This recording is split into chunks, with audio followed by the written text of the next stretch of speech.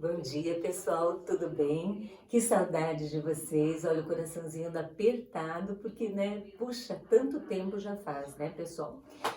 Enfim, então vocês devem até estar curiosos o que aconteceu comigo, né? Eu tive um problema de apendicite, tive que ser operada meio às pressas. Quem vai ser médico lá já estava pensando, lembrando lá quando eu estava na maca, lá lembrando dos meus alunos que serão futuros médicos, muitos de vocês, né? Ou o que vocês quiserem ser será bom, mas eu lembrei na hora por causa disso, né? Lógico, da situação. Mas enfim, gente, nós vamos começar agora a trabalhar com a continuidade da parte B da apostila 3 agora, né? Infelizmente, sempre um pouquinho atrasadinho, mas não tem problema não. Então, nós vamos ver, a última matéria da B, nós vimos os gases, densidade, transformações gasosas, aquela parte que não teve dúvidas, né? Vocês não tiveram dúvidas lá nenhuma. Enfim, agora nós vamos começar a ver a lei das combinações químicas, que abrange as leis ponderais e as leis volumétricas. Como leis ponderais, nós vamos ver duas. A lei da conservação das massas, que vocês estudaram lá no primeiro aninho, que é a lei do Lavoisier, que foi elaborada em 1774. Lavoisier foi uma pessoa francesa, formada em direito e depois se encantou pela química e fez muita coisa boa na química, né, gente? Foi ele que determinou, rapidinho só para a gente falar um pouquinho dele, determinou a composição quantitativa da água, a água sendo formada por hidrogênio e oxigênio. Imagina, numa época foi surpreendente isso, porque achavam que a água era uma substância que não poderia ser decomposta. Foi um dos que estavam estudando o oxigênio, né? Foram os que descobriram o oxigênio, assim como um gás que fomenta as combustões, né, gente? Foi ele também que determinou certa nomenclatura química que nós usamos até hoje, gente. Se a gente diz ácido fosfórico, fosforoso, hipofosforoso, foi o Lavoisier que determinou essa nomenclatura. Imagine, nesta época, e nós usamos até hoje, quando nós estamos em 2020, né? Também ele assim, determinou, estudou bastante, esclareceu muitas coisas sobre a respiração celular, a respiração humana e dos vegetais, determinou, criou métodos calorimétricos para determinar o calor das reações, o que a gente vai ver lá mais para frente, a gente vai estudar calores de reação na parte de termoquímica, uma parte que vocês viram, acho que no segundo ano. E, enfim, o Lavoisier foi tão maravilhoso, estudou fermentações acéticas para obtenção do ácido acético, que é o vinagre, fermentações alcoólicas para a obtenção do etanol, que é o álcool comum, né? E muitas outras coisas que eu não vou me detalhar agora. E uma das coisas importantes do Lavoisier, no caso, foi a sua... bem, tudo que tinha no laboratório dele era de melhor, de mais bem calibradinho, tudo certinho, o que lhe dava confiabilidade ao que ele falava, né? E ele foi o primeiro químico a usar criteriosamente a balança. E graças a ela, que os outros químicos não faziam essa utilização, né? Ele criou essa lei, né? Criou não, ele provou a conservação das massas, que nada mais é do que as massas dos reagentes é igual à massa dos produtos. Ou seja, aquela máxima que não foi elaborada por Lavoisier, mas que se aplica muito bem a essa lei. Na natureza, nada se perde, nada se cria, tudo se transforma. Então, o que acontece numa reação química? Um dos exemplos, uma das reações, ele deve ter feito centenas de reações para que essas suas reações se transformassem em leis, né? Em lei da conservação da massa. Só um exemplinho simplinho aqui.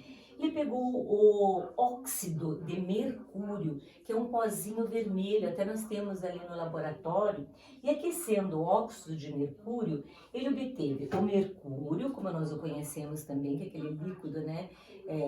Líquido prateado, tão bonito que todo mundo quer pegar, é o único metal líquido, aliás, o mercúrio líquido e o gás oxigênio. E percebeu que num sistema fechado, olha gente, por favor, isso aqui só vale para sistemas fechados, tá? Essa lei, né? Que toda a massa dos reagentes deve estar presente também nos produtos. Então, a soma total das massas dos reagentes é igual à soma total da massa dos produtos. Isso vai nos ajudar em muitos probleminhas que nós vamos ter aí na química. Probleminhas que resolvem grandes questões, né? Na parte industrial, na parte de química farmacêutica, química industrial, na parte de alimentação, tudo isso. Muitas coisas, o cálculo estequiométrico é baseado, então, nessas leis da química. Então, a primeira lei, lei do nosso amiguinho Lavoisier, que foi decapitado durante a Revolução Francesa, porque ele era um químico maravilhoso, mas era também cobrador de impostos, e o povo não tolerava, nesta época, nada que se relacionasse à cobrança de impostos, dinheiro tirado do povo, né, suado lá. E coitado da Lavoisier, então teve esse fim assim meio brutal. Eu fiz aqui bem rapidinho só para vocês terem uma ideia, mas lógico que deve ter feito muitas e muitas para se transformar em lei. Não pode haver contestação, né? Então, ninguém pode dizer, não, você está errado, alguma coisa aí não funcionou. Agora, a lei de Lavoisier se presta, lógico, como eu já disse, vou repetir, a sistemas fechados. A outra lei ponderal, meus queridos, é a lei de Proust. A lei de Proust, vamos colocar ali, é chamada lei de Proust, é chamada de lei das proporções constantes. O que era de Lavoisier? Da conservação das massas. Aqui, lei de Proust é lei das proporções constantes. O que quer dizer isso, proporções constantes? O Proust quis dizer que uma substância, proporções constantes, que uma substância, ela é sempre independente, proporções constantes, que independente da sua obtenção. Vamos pegar a água, por exemplo. Se eu pego a água do poço, a água do riacho, a água da chuva, qualquer água, né? Qualquer água que seja só água, ela será sempre formada pelos elementos hidrogênio e oxigênio, que guardarão entre si, que vão se combinar uma determinada proporção em massa. Isso me permite, nossa, eu saber quanto que eu vou precisar de reagentes para obter quantidades de produtos que eu desejo, né? Para não haver assim, desperdício, reagentes jogados no lixo que não há necessidade e tal, para evitar impurezas durante a realização das reações. Então, seguindo as leis, tanto de Lavoisier como de Proust. Vou tentar explicar melhor aqui a lei de Proust para vocês entenderem. Vamos dizer, então a água, qualquer que seja a sua origem, será sempre formado pelo nosso amiguinho hidrogênio e oxigênio, que pertence à família 6A, é um calcogênio, né? O gás é essencial para a vida e para as combustões. O oxigênio vai dar então a água. Você sabia isso aqui? Nossa, professora, que novidade é essa, né? Mas enfim, vamos lá. Agora eu peguei a palavra enfim, que coisa mais chata. Tanto ver televisão que eles falam tanto, enfim, ficando... Então, hidrogênio, gente, vamos ver lá. Sempre que eu for formar água, eu vou pegar o gás hidrogênio, o gás oxigênio, isso desde o Lavoisier eu já sabia, né? 1700 e pouco. Então, 1 grama, por exemplo, de hidrogênio, eu vou precisar de 8 gramas de oxigênio para obter 8 gramas de oxigênio para obter 9 gramas de água. Então, isso é constante. Se, por exemplo, eu pegar 2 gramas de hidrogênio, eu vou precisar do quê? Se eu peguei o dobro aqui, aqui será o dobro, 16 gramas, e aqui também será o dobro, 18 gramas. E assim sucessivamente. Se eu pegar aqui 10 gramas de hidrogênio, quanto é que eu vou ter que ter de oxigênio para poder reagir com todo esse hidrogênio aqui? Vou precisar de 160, será 10 vezes mais. E vou obter 180 gramas de água. Né? Tá certo? Não, 60, não, 108, meu Deus, 16, 10 aqui, né? Aqui já fiz bobagem, a gente é 20, né? 20 depois 10 vezes mais, 10 vezes mais e 10 vezes mais, né? 160 mais 20, 180. Desculpe, sabe que a gente olhando assim meio atravessado, parece que a cabeça dá um nozinho. Desculpem, viu, gente? Então vamos ver lá. Aqui eu dobrei a quantidade de hidrogênio, dobra-se a quantidade de oxigênio, dobra-se a quantidade de água formada. Aqui ficou, no caso esse com esse aqui, 10 vezes mais, 10 vezes mais, 10 vezes mais. Então isso é proporcional e é muito interessante que vai nos ajudar na resolução de muitos probleminhas que a gente vai aparecer para nós na apostila lá. E outra coisa, como é que o Proust chegou a essa conclusão? Vou dar um exemplo assim para vocês, olha assim, mais um exemplo para ver se vocês entendem. Vamos dizer, ele pegou o cobre, né, metal de transição, reagiu o cobre com o enxofre da família 6A, que é a mesma família do oxigênio, halogênios, e obteve o sulfeto de cobre, por exemplo, que é o sulfeto cúprico. Sulfeto cúprico. Então, no caso, se ele pegar 10 gramas, né, vamos dizer assim, para vocês poderem entender, 10 gramas de cobre e vamos dizer que ele pegou aqui 5,06 gramas de enxofre, ele obteve o quê? Pela lei de Lavoisier, a massa dos reagentes é sempre igual à massa dos produtos, né? 15,06 gramas. Tá. Ele pegou as mesmas 10 gramas, digamos, do cobre e reagiu aqui com, vamos colocar, 7,06 gramas de enxofre. O que foi que aconteceu? Continuou tendo os 15,06 gramas de sulfeto cúprico, porém, o que aconteceu aqui? Ele notou que sobrou enxofre. Na verdade, sobrou quanto de enxofre? Sobrou 2 gramas de enxofre nessa reação. 2 gramas de enxofre sobraram. Quer dizer que os 10 gramas só reagem com os 5,06. O que eu colocar a mais vai sobrar. Vai ser uma impureza, na verdade, no produto que eu quero obter. Vai ser jogado fora, né? Vai ser desperdiçado. Digamos aqui que eu pego... eu fiz aqui para que eu não me perdesse aqui nas quantidades que vai saber. Vamos dizer que eu peguei aqui 20 gramas de cobre, 20 gramas de cobre, o dobro desse cobre aqui. Lógico que a quantidade e peguei 5,06 gramas de enxofre. O que vai acontecer? Vai continuar sendo formados 15,06 gramas de sulfeto cúprico e vai sobrar o quê? Vai sobrar cobre dessa vez, né? Vai sobrar o cobre, vamos colocar aqui do ladinho, 10 gramas do cobre, porque vai reagir apenas 10, né? 10 está em excesso ali. E lógico que em outras reações baseadas nisso aqui, o Proust chegou a essa conclusão, então, de que as substâncias se combinam de maneira sempre constante em massa, né? O que então nos possibilita sabermos o quanto a gente vai gastar numa reação para obter determinada quantidade de produto. Isso é muito importante, a gente vai ver lá no cálculo estequiométrico.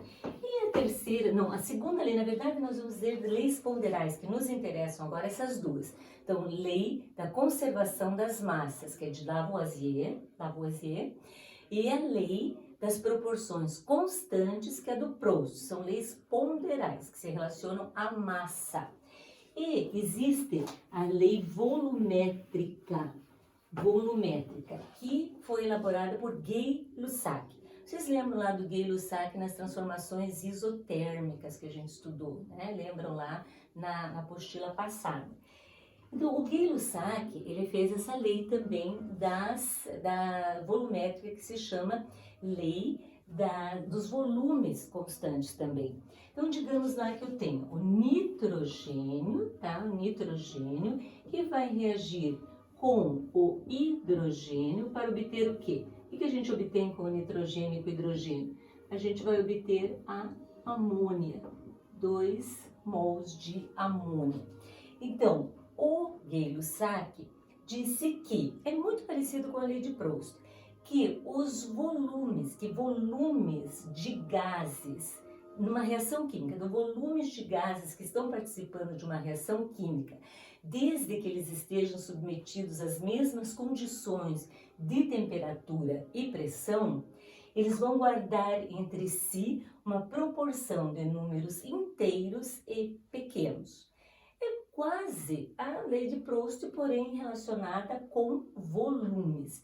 E aqui, gente, é bom a gente observar que há uma conservação de massa, tá? Então, a massa dos reagentes sempre vai ser igual à massa dos produtos, a soma, né? A quantidade de massa, enfim. Porém, no volume, isso não se verifica, tá? Não precisa ser verificado.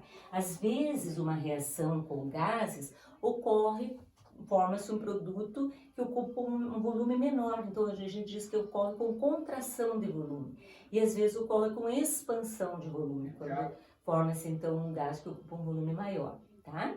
Então, quais são as leis mesmo que a gente viu? As leis de massa, relacionadas à massa, são as leis ponderais, lei da conservação das massas, lei das proporções constantes ou de Proust, e agora essa lei volumétrica, que diz então, né, que existe sempre também uma proporção constante entre os volumes de gases, desde que eles se mantenham nas mesmas condições de temperatura e pressão.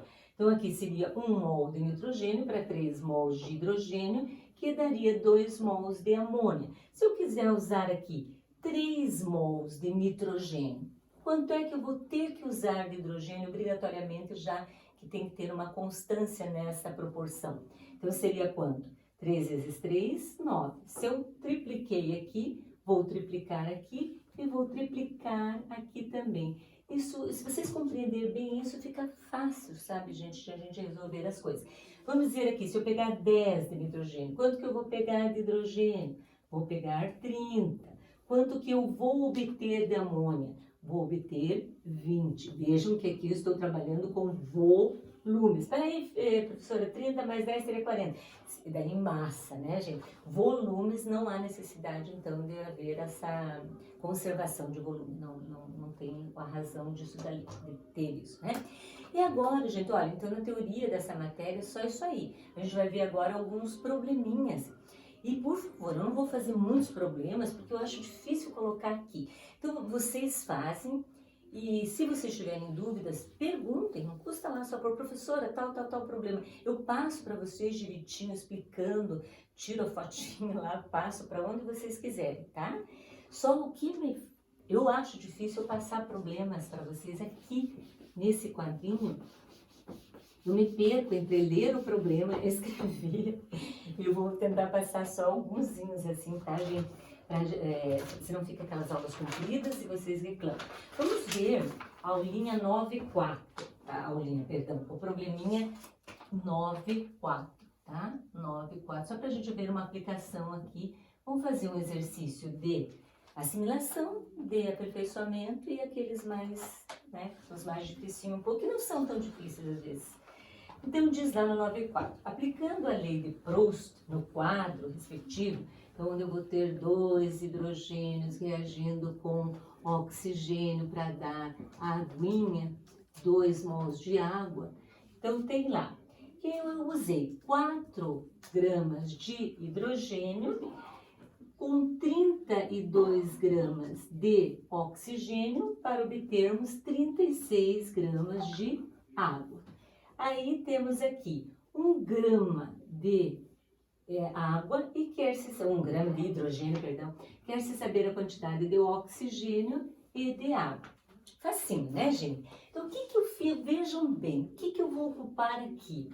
Proporções constantes, lei de Proust. Tudo que acontece com um uma substância que faz parte da reação vai acontecer obrigatoriamente com as outras, devido à lei do Proust. Então, o que eu fiz aqui? Eu peguei a quarta parte, eu dividi por 4, né? Dividir por 4. O que eu vou fazer aqui também? Mesmíssima coisa, dividir por 4 e dividir por 4. Então, 32 divididos por 4 dá 8 e 36 dividido por 4 dá 9. De forma que as respostas, então, desse probleminha seria x igual a 8 e y igual a 9. Certo? Vamos ver um outro probleminha agora aqui, que seria, então, o... Apagou, mas agora pode voltar para trás, né? Lá na escola se vem gritando, prof, você apagou, eu nem copiei. Essas escolas fazem as coisas tudo ligeiro, né? Então, vamos ver aqui o probleminha agora, 907, tá? 907, que diz lá o seguinte, eu não vou ler tudo que tem lá, claro que a gente tem que ler bem o problema para poder interpretar, mas primeiro há uma que não vai ser ocupada, então vamos ver lá. Eles reagiram o ferro mais o enxofre com obtenção do sulfeto ferroso. Sulfeto ferroso, e pode ser, né, vamos fazer assim, pode ser que haja nessa reação, se não colocarem as quantidades bem certinhas, com aquela proporção constante, pode que sobre ferro ou pode que sobre enxofre, né? Que não haja, se não houver as proporções constantes como a gente estudou, vai sobrar alguém não vai participar da reação, vai sobrar, né? Então, aqui o ferro. Primeiro, eles colocaram no ferrinho 10 gramas de ferro, 10 gramas de enxofre, com a obtenção do produto que realmente interessa, que é o sulfeto ferroso, que é 15,7. E de ferro não sobrou nada.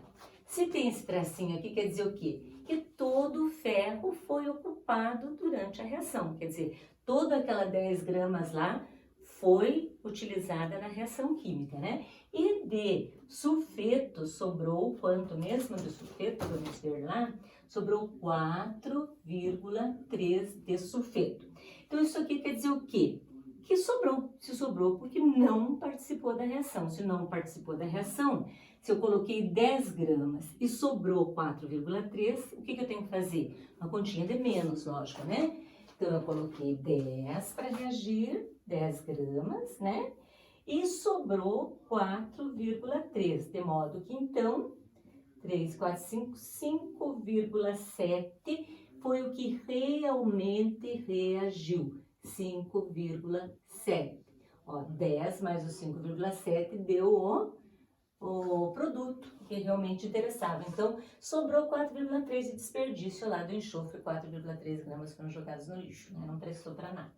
Bem, baseado, então essa é a primeira reação. Na segunda reaçãozinha, o que é que se colocou? Colocou-se 10 gramas de ferro, colocou-se 4 gramas de enxofre e houve a formação de sulfeto ferroso, 11 gramas de sulfeto ferroso, sobrou de ferro 3 gramas de ferro e na dica de enxofre. Significa o quê? Isso, quando eu vejo negócio desse, nossa, que difícil nada, né, gente?